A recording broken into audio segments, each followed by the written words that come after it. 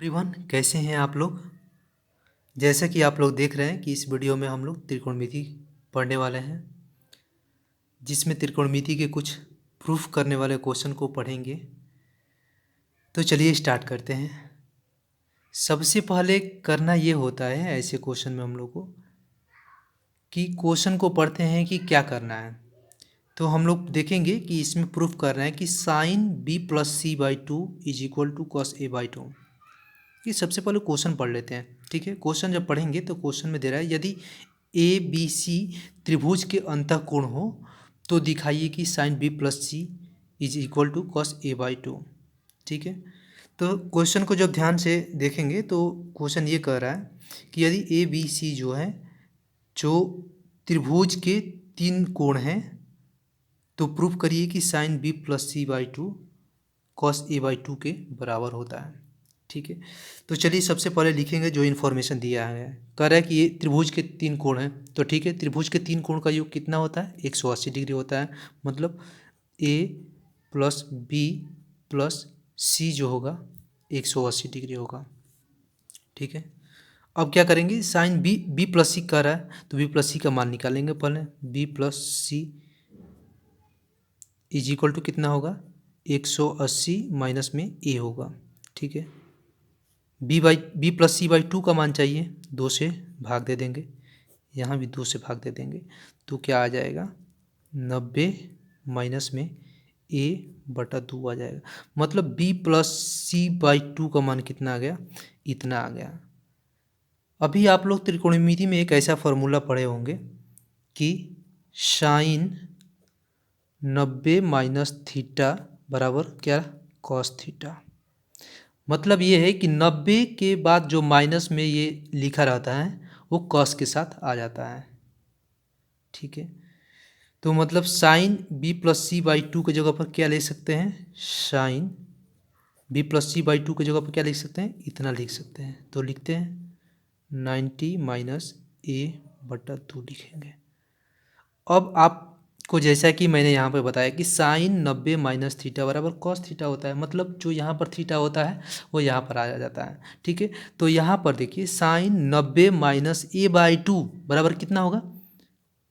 Cos A by to हो जाएगा। तो बस यही तो आपको प्रूफ करना है। चलिए अगले क्वेश्चन को सॉल्व कर लेते हैं।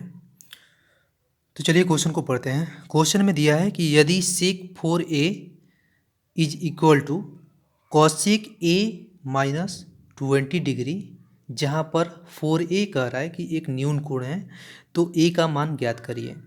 क्वेश्चन समझ लीजिए, क्वेश्चन कह रहा है कि एक फार्मूला दिया है जहाँ सेक 4a इज इक्वल टू में दिया है सेक ए माइनस 20 डिग्री। कह रहा है कि जहाँ पर a जो है एक 4a जो है एक न्यून कोण है तो a का मान ज्ञात करिए। ठीक है, तो देखिए आप एक फार्मूला पढ़े होंगे कि cosec 90 minus theta is equal to पढ़े होंगे सेक थीटा। मतलब जो यहाँ 90 के बाद जो माइनस में थीटा रहता है वो यहाँ पर आ जाता है। तो ये देखिए ध्यान से, ये देखना है कि यहाँ पर अगर थीटा की जगह पर हम लोग 4a लिखते हैं। चलिए फिर से लिख लेते हैं, कॉसिक 90 माइनस अगर 4a लिख रहे हैं तो यहाँ पर कितना होगा? सेक 4a हो जाएगा। ठीक है, तो अब यहाँ पर देखिए कि 4a की जगह पर हम क्या लिख सकते हैं? Cosec 90 minus 4a। यहाँ पर देखिए, चलिए क्वेश्चन अब देखते हैं। क्वेश्चन दिया है कि सेक 4a बराबर में कॉसिक a माइनस 20 डिग्री, और सेक 4a का मान हम लोग कितना निकाले हैं? यहाँ पर इतना निकाले हैं। मतलब कॉसिक 90 माइनस 4a बराबर में कॉसिक a माइनस 20 डिग्री। अब देखिए यहाँ पर भी कॉस है, यहाँ पर भी कॉसिक है और यहाँ पर भी कॉसिक है। मतलब ये भी अंदर का बराबर होना चाहिए आपस में। तो चलिए लिखते हैं 90 माइनस 4a बराबर में कितना हो जाएगा ए माइनस 20 डिग्री। इसको इधर ले जाते हैं और 20 को इधर लाते हैं तो कितना हो जाएगा 110 डिग्री होगा। 110 डिग्री इक्वल टू कितना हो जाएगा 5a।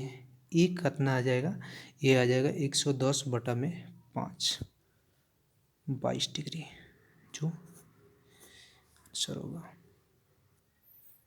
चलिए नेक्स्ट क्वेश्चन को भी सॉल्व कर लेते हैं। तो इसमें दिया है कि cos a बटे में 1 plus sine A plus 1 plus sine A बटे में cos a is equal to sec 2a proof करना है।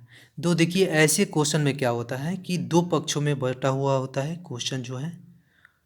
एक को क्या बोलते हैं, एक को बोलते हैं हम लोग LHS और दूसरा को बोलते हैं RHS, मतलब लेफ्ट हैंड साइड और right hand side.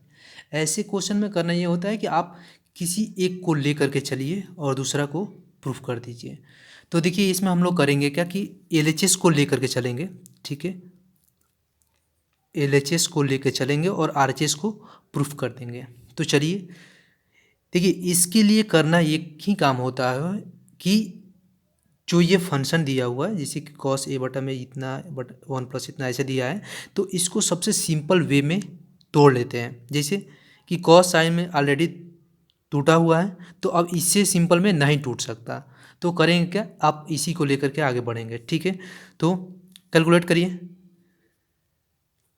cos a बटा में 1 plus sine A plus 1 plus sine ए बटा में cos a। अब करेंगे क्या कि सिंपल जोड़ देंगे इसको। सिंपल जब जोड़ेंगे तो यहाँ पर आपको cos a 1 plus sine A LCM आ जाएगा, ठीक है। यहाँ पर क्या हो जाएगा cos स्क्वायर हो जाएगा। सिंपल आपको जोड़ घटाव आता होगा इसलिए ज़्यादा नहीं इसमें बता रहे हैं। अब यहाँ पर ये तो कॉमन हो रहा है तो ये क्या हो जाएगा साइन स्क्वायर, 1 प्लस साइन ए का स्क्वायर हो जाएगा, ठीक है।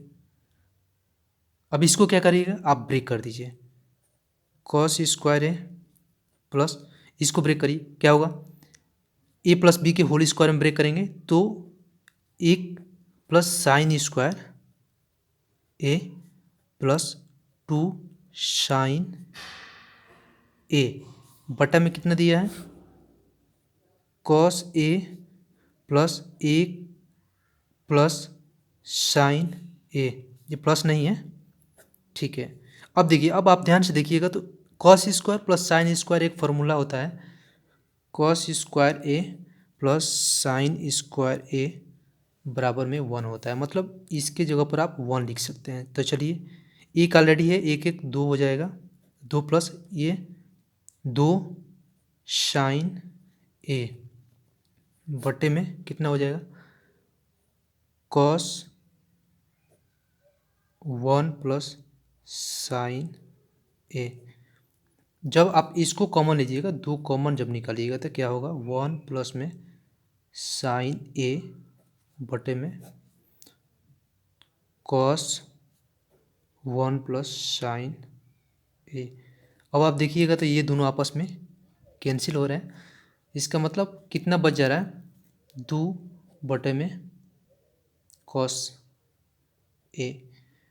आपको पता होगा कि sec A is equal to होता है 1 बटा में cos ए।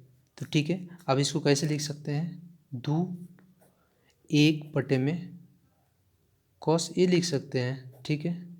और cos 1 बटा cos ए की जगह पर sec ए लिख सकते हैं, तो इसका मतलब 2 sec ए जो है आपका RHS प्रूफ हो गया।